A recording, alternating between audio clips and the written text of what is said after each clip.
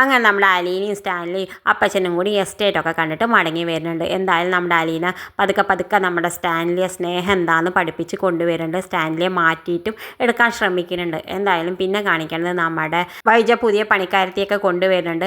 ആ സമയത്ത് നമ്മുടെ കൃഷ്ണമോള് ചോദിക്കുന്നുണ്ട്, നിങ്ങളുടെ കയ്യിൽ മലപ്പുറം കത്തിയും മിഷൻ കണ്ണും ഒലക്കയുടെ മൂടൊക്കെ ഇല്ലേ, അതൊക്കെ ഉണ്ടെങ്കിലേ ഇവിടെ പിടിച്ച് നിൽക്കാൻ പറ്റുള്ളൂ, അതുകൊണ്ടാണ് ഞാൻ ചോദിക്കണമെന്ന് പറയുന്നത്. ആ സമയത്ത് നമ്മുടെ ബാലചന്ദ്രനാണെങ്കിൽ കൃഷ്ണമോളുടെ വർത്തമാനം കേട്ടിട്ട് ചിരിയൊക്കെ വരുന്നുണ്ട്, ചിരിക്കുന്നുണ്ട്. എന്തായാലും വൈജയ്ക്കാണെങ്കിലോ ദേഷ്യം വരുന്നുണ്ട്.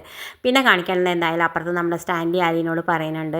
ഓരോന്ന് പറയുന്ന സമയത്ത് നമ്മുടെ അലീന പറയുന്നുണ്ട് നമ്മുടെ അനാഥാലയത്തേക്ക് ഡൊണേഷൻ്റെ കാര്യമൊക്കെ പറയുന്നുണ്ട്. ആ സമയത്ത് നമ്മുടെ അലീനെ ഏത് നേരം അനാഥാലയത്തിലെ കാര്യം പറയുന്ന സമയത്ത് നമ്മുടെ സ്റ്റാൻലിക്കാണെങ്കിൽ ദേഷ്യം വരുന്നുണ്ട്. ആ സമയത്ത് സ്റ്റാൻലി പറയുന്നുണ്ട്, നിന്നോട് ഞാൻ പറഞ്ഞില്ലേ ഏത് നേരം ആ കാര്യം പറയണ്ട, നീ ഒന്ന് നിർത്തുമെന്ന് പറയുന്നുണ്ട്. ആ സമയത്ത് നമ്മുടെ അലീന പറയുന്നുണ്ട്, ഞാൻ അവിടെ നിന്നല്ലേ വന്നത്, നിങ്ങൾക്ക് ഇഷ്ടപ്പെട്ടിട്ടില്ലെങ്കിൽ എന്നെ തിരിച്ച് അവിടെ തന്നെ കൊണ്ടാക്കിക്കളി പപ്പ എന്ന് പറയുന്നുണ്ട്. നമ്മുടെ സ്റ്റാൻലിക്കാണെങ്കിൽ ഇത് കേൾക്കുമ്പോൾ വല്ലാത്ത സങ്കടമാവുന്നുണ്ട്.